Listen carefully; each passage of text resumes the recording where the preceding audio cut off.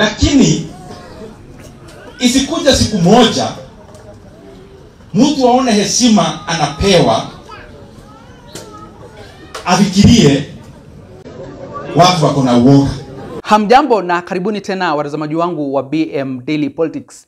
Mbunge wa Kiharu Mheshimiwa Ndindi Nyoro hatimaye amevunja kimya baada ya yeye kung'atuliwa kama mwenyekiti wa Budget and Appropriations Committee pale kwenye bunge la kitaifa.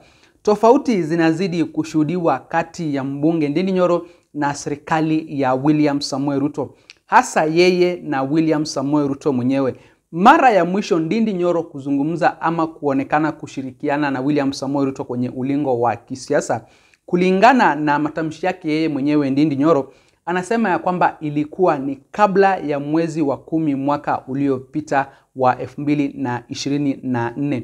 Kuanzia pale kwenye maandamano ya vijana wa Gen Z ya mwezi wa 6 mwaka uliopita, Ndindi Nyoro alionekana kutokubaliana na ile finance bill, alionekana kutokubaliana na impeachment ya Rigathi Gachagua. Alijitenga kabisa na kujihusisha na impeachment ya Rigathi Gachagua, na hata akajitenga na bunge kabisa, mpaka yeye ikafikia wakati wa kung'atuliwa kama mwenyekiti wa Budget and Appropriations Committee pale kwenye bunge la kitaifa. Huo muda mwingine wote, wakati Rigathi Gachagua anafanyiwa impeachment, wakati anatolewa, anazunguka mara kwa mara akienda kule kotini, huo muda wote Ndindi Nyoro alikuwa kimya. Yeye hakutaka Rigathi Gachagua afanyiwe impeachment.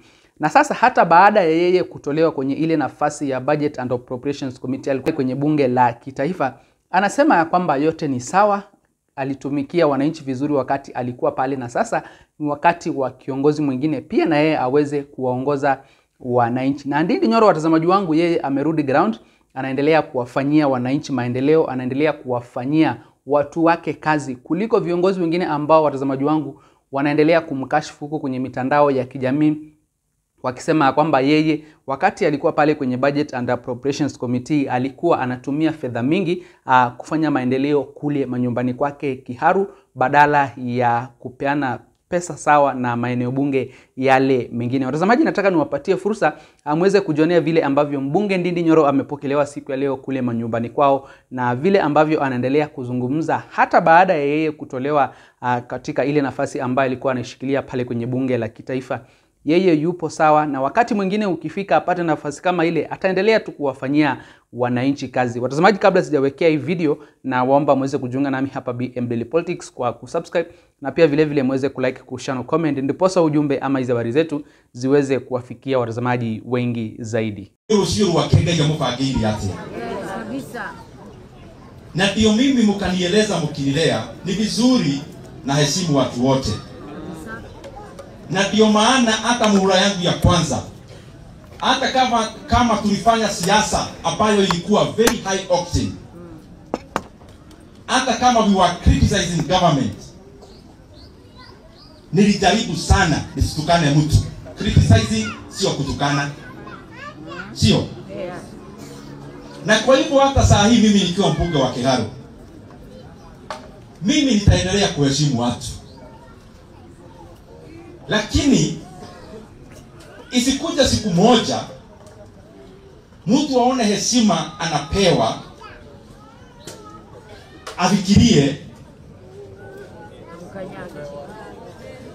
watu wako na uoga.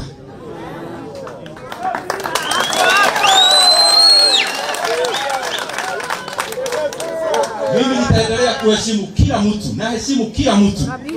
Na mimi sina shida na mtu afanye kazi yake, mimi nafanya yangu, yule mwingine yake, kwa sababu wananchi ndio tunatumikia. Lakini kitu moja naona hakuna haja ya kufanya, ni unarusha hii maneno na mimi narusha hii. Hata tukirushiana maneno haitasaidia wananchi wa kwako, haitasaidia wananchi wa kwetu. Na hiyo pia haitakumbukwa miaka ambayo inakuja. Ile itakumbukwa ni ile kazi ambayo tunafanya. So mimi nitawauliza kwa heshima, muendelee kutushikilia. Na mimi nawashukuru. Najuanga unanishikilia. Na najuanga unaniombea.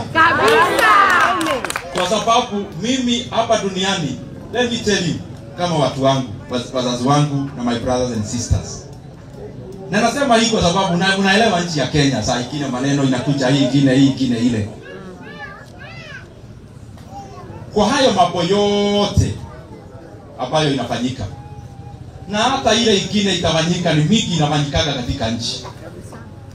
I always know one thing ambayo iko kwa roho yangu, that Ndindi Nyoro is nothing bila baraka ya Mwenyezi Mungu. Na kwa hivyo mimi kama kuna kitu inanipeanga confidence to do the right thing without minding anything else, pia ni maneno ya kujua ya kwamba nguvu yote kwa hii dunia inatoka kwa Mwenyezi Mungu.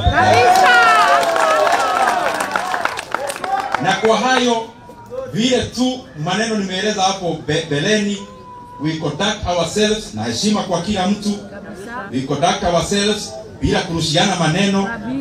If we have kurushiana kitu, turushe maendeleo ambayo itaonekana na isaidie wananchi. Na sisi tutaendelea namna hiyo.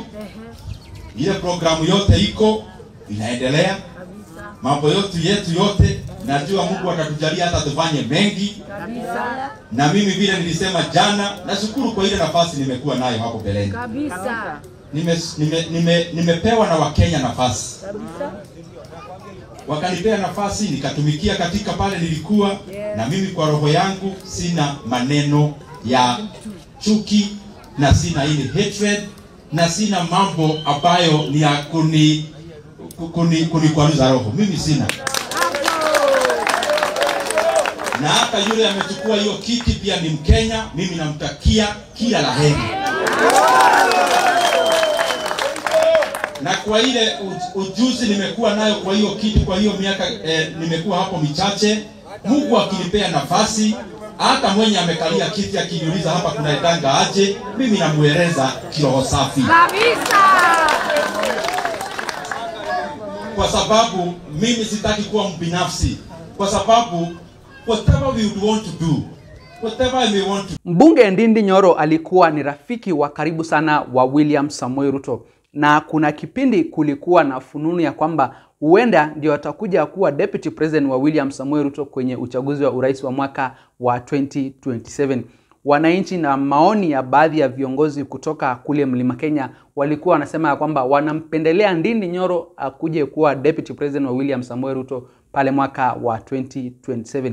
Lakini tayari tumeshaanza kushuhudia tofauti ambazo zipo sasa hivi ndani ya serikali ya Kenya Kwanza kati ya Ndindi Nyoro na huyu William Samoei Ruto. Na tujui kama ifikapo kwenye ule uchaguzi wa urais wa mwaka wa 2027 kama Ndindi Nyoro atasimama na UDA ama atatafuta chama kingine tofauti ambacho atagombania kiti kwenye uchaguzi ujao wa mwaka wa 2027. Watazamaji, nitakomea hapo, lakini kabla sijatamatisha ningependa kuwakumbusha mjiunge nami hapa BM Daily Politics kwa kusubscribe, na pia vile muweze kulike, kushare na comment, ndiposa ujumbe ama hizo habari zetu ziweze kuwafikia watazamaji wengi zaidi. Msiende mbali watazamaji, nitakuwa narejea hivi punde na mengi zaidi ya kuwafahamisha.